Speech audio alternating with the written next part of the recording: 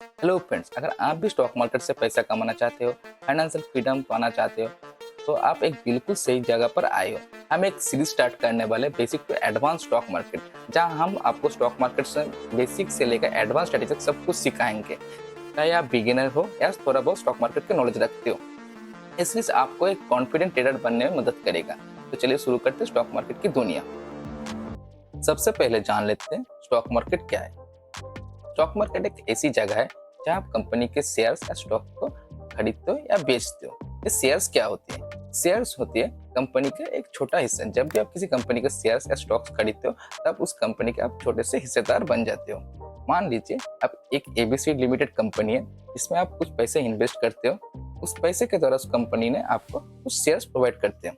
इन shares के provide किया जाने के द्वारा आप उस कंपनी के एक शेयर होल्डर बन जाते हो। दूसरा जो सवाल है, how stock market work, stock market कैसे काम करता है। इसे जानने से पहले स्टॉक मार्केट के अंदर दो मार्केट होता है, इसे आप जानना जरूरी है।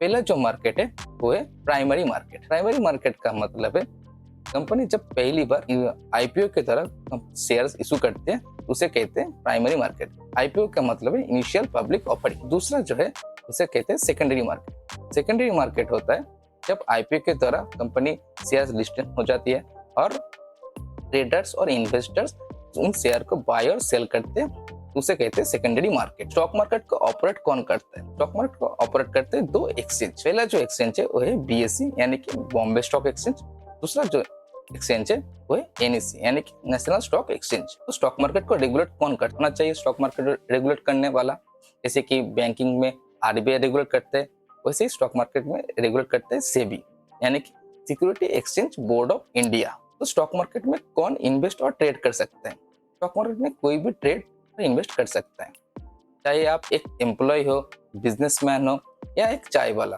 कोई भी स्टॉक मार्केट में इन्वेस्ट या ट्रेड कर सकता है। एक पॉपुलर क्वोट है, investor have been investing in the stock market for a long time and sometimes they make profit and sometimes they suffer losses. ऐसा तो नहीं, अगर आप एक किसी कंपनी में इन्वेस्ट करते हो तो हर बार आपका प्रॉफिट होगा या हर बार आपका लॉस होगा।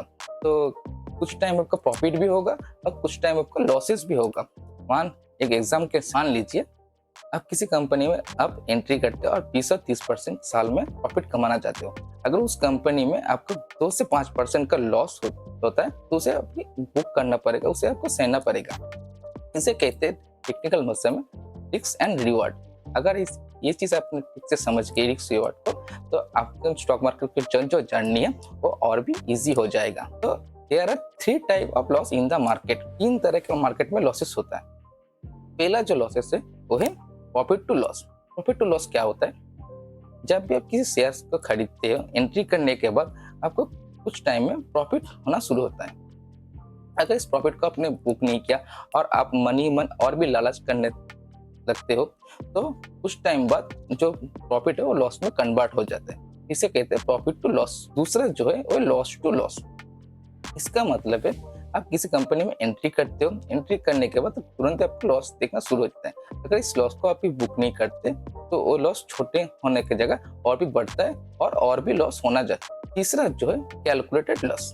कैलकुलेटेड लॉस का मतलब है आपने एक कंपनी में एंट्री की, आप एक थोड़ा स्मार्ट हो, इसे कैलकुलेटेड लॉस इसलिए कहते हैं। आप एंट्री करने के बाद आपने एक लॉस को फिक्स्ड कर लिया, या तो 2%, 3% या तो 5%, किसी भी एक अमाउंट आपने फिक्स कर दिया आपके रिस्क के हिसाब से। तो आपने क्या किया, एंट्री करने के बाद आपने एसएल लगा दिया।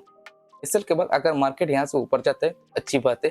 अगर मार्केट यहाँ से नीचे जाता है तो आपका कितना लॉस होगा? आपने तो लॉस को फिक्स कर दिया 2 से 5%, उससे ज्यादा आपका लॉस नहीं होगा। इसे कहते हैं कैलकुलेटेड लॉस। तो इन सारे चीजों के समझने के बाद क्या स्टॉक मार्केट डिफिकल्ट है? इसका आंसर इज नो।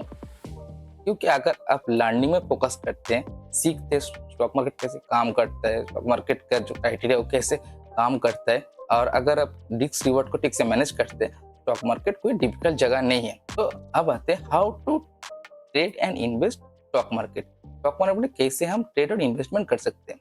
तो स्टॉक मार्केट ट्रेड और इन्वेस्टमेंट करने से पहले आपका एक डीमैट अकाउंट होना जरूरी है। अगर आपके पास ऑलरेडी एक डीमैट अकाउंट है तो अच्छी बात है। अगर आपके पास डीमैट अकाउंट नहीं है तो डिस्क्रिप्शन में 3 डीमैट अकाउंट का लिंक है, आप उनमें से किसी भी एक में डीमैट अकाउंट ओपन कर सकते हैं। तो फ्रेंड्स ये थी आज की वीडियो, इंट्रोडक्शन वीडियो। वीडियो अच्छा लगा तो लाइक कीजिए, शेयर कीजिए अपने को दोस्तों के साथ। चैनल में नहीं तो सब्सक्राइब कीजिए। मिलते हैं किसी नई टॉपिक के साथ, तब तक के लिए bye. Thank you for watching.